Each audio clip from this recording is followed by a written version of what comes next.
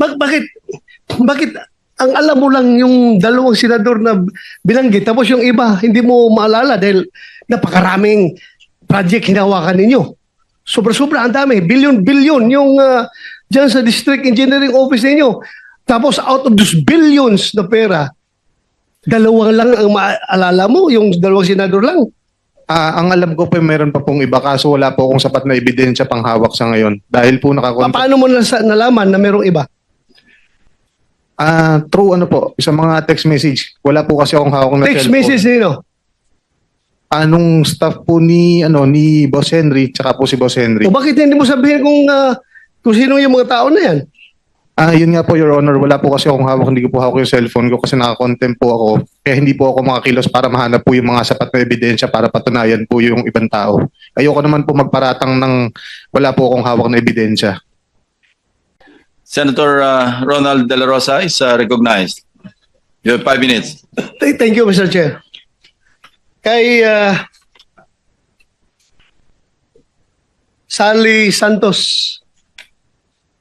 Miss Sally Santos, nung last hearing, napapansin ko sa'yo, masyado kang free-flowing magsalita. Sinasabi mo lahat, normal na normal, natural na natural. Ngayon, napansin ko parang may apprehension ka na, parang takot ka. Meron bang nananakot sa'yo? Meron ba ka bang kinatakutan? Before you answer, I'd like to clarify, no? May kasama kang lawyer, right? Yes po, Your Honor. Okay, thank you.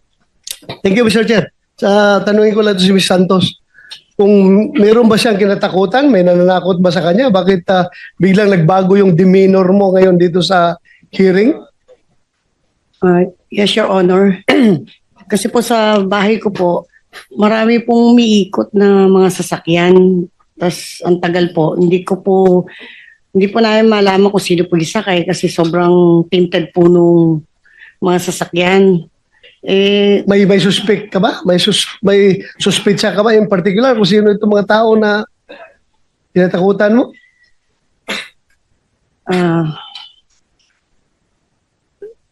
Para alam ng committee na ito, kung may mangyari sa'yo, alam namin kung sinong pwede, posibleng magiging person of interest kung may mangyari sa'yo.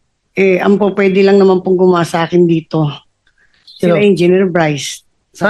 Sila Engineer Bryce saka sila Engineer JP. Engineer Bryce, Mr. Chair, pwede matanong si Engineer Bryce kung meron ba siyang balak na masama para dito kay Santos? Wala po, hindi ko po iniisip yun. So, balikan kita. Ms. Santos, may sinabi kang dito sa iyong affidavit, paragraph 18. Ayon kay Engineer Bryce, sa lahat ng pagkakataon, kinukuha nila ang buong bayad sa isang proyekto ay sila na ang bahala magbigay sa kapitan, sa mayor, kay D.E. Henry at iba pang may SOP. Totoo ba to? Yes, Your Honor. Ito sabi ni Bryce. Yes, Your Honor. Balikan kita, Bryce.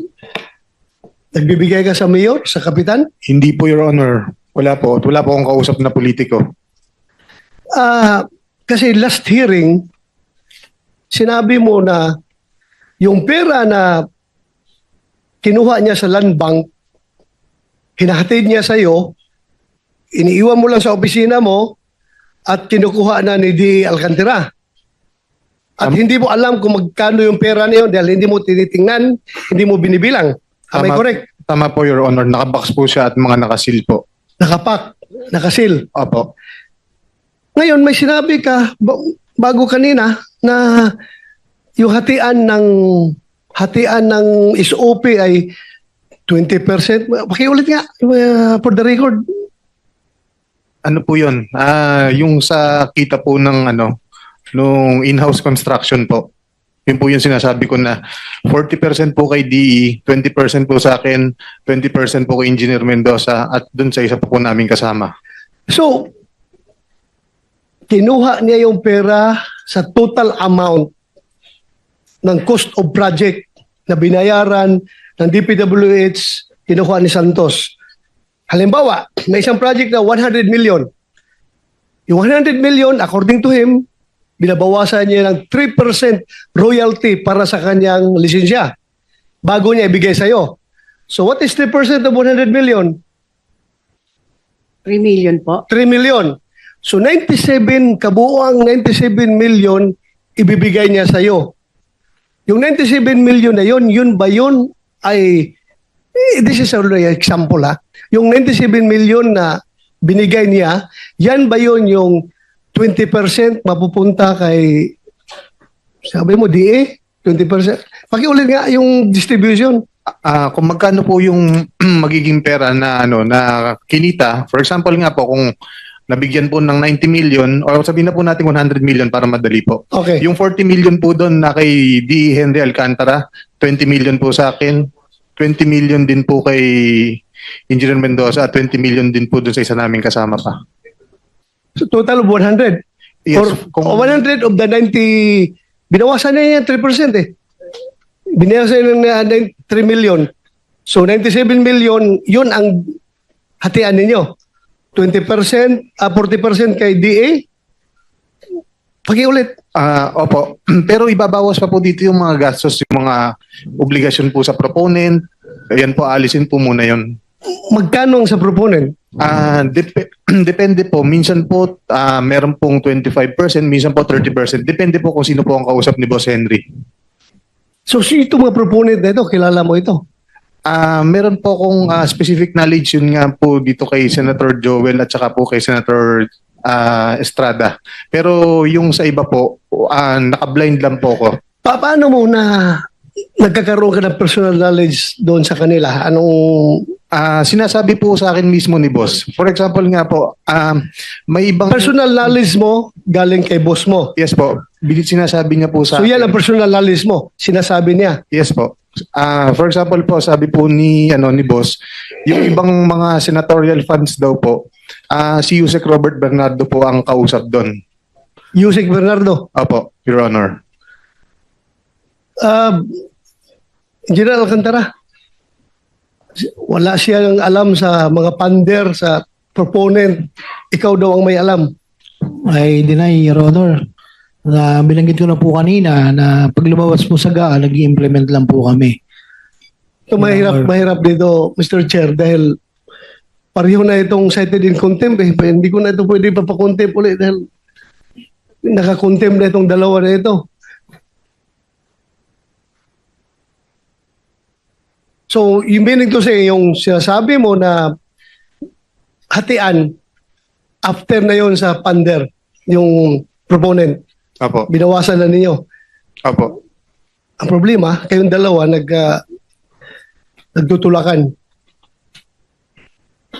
Bakit ang alam mo lang yung dalawang senador na binanggit tapos yung iba hindi mo maalala dahil napakaraming project hinawakan ninyo. Sobra-sobra, ang dami. Billion-billion yung dyan sa District Engineering Office ninyo. Tapos out of those billions na pera, dalawang lang ang maalala mo, yung dalawang senador lang. Ang alam ko po, meron pa pong iba kaso wala po akong sapat na ebidensya pang hawak sa ngayon. Dahil po Paano mo nalaman na merong iba? True sa mga text message. Wala po kasi akong hawak na Text cellphone. message nino. Anong staff po ni Boss Henry tsaka po si Boss Henry. O bakit hindi mo sabihin kung sino yung mga tao na yan? Yun nga po, Your Honor, wala po kasi akong hawak, hindi ko po hawak yung cellphone ko kasi naka-contempt po ako. Kaya hindi po ako makakilos para mahanap po yung mga sapat na ebidensya para patunayan po yung ibang tao. Ayoko naman po magparatang ng wala po akong hawak na ebidensya. Tapos, kay Senator Jinko at Senator Joel, may hawak ka na ebidensya. Actually, ito nga po, dahil na rin po sa butihing Senator Win Gatchalian, yung pinakita niya po pala kanina na unprogrammed ng General Appropriation Act ng 2023, dun po nakasama yung listahan na project po ni Senator Joel.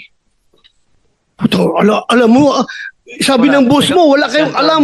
Wala kayong alam pagdating. Senator De La Rosa, Yes, sir. whether program or unprogrammed, yung nag-enumerate ka may Opo. description ka. Yes po. Sige, point out mo ngayon kung saan sa GAA yun. No, not in your list. Sa GAA mismo. Para matulungan mo kami. Your Honor, hindi po siya sa GAA. Kung kanina, Walang Opo, ibang pagdadalan yung items kundi from GAA. Walang ibang pagkukunan dyan kung sa GAA. whether programmed or unprogrammed, naka-indicate doon. Ah, Yan, binibigyan ka ng kopya ng GAA. Your Honor, yung kanina pong pinakita po ni ni Senator Win Gatchalian na listahan ng unprogram po noong 2023. Eksakto po, yun po We yung will examine that. yes po, Okay. eksakto po, yun po yung mga binanggit namin project na listahan ng na 600 million po. Do you confirm this, Mr. Chair? Do you confirm this, Mr. Alcantara? Ikaw ang alam mo lang GAA. Tapos itong Deputy District Engineer mo, may alam na siya na program tsaka unprogram. Anong alam mo dito? Your Honor, sa tulad po sinabi ko, pag lumalabas po sa GAA, yun lang po ang pinabibid namin, Your Honor. I don't have any knowledge about the insertions and so on and so forth po. So hindi mo alam kung ito ay program or unprogram funds Yes, ang Your Honor. implement ninyo. Mr. Chair, With the permission Paano? of Senator Del Yes, sir. with the permission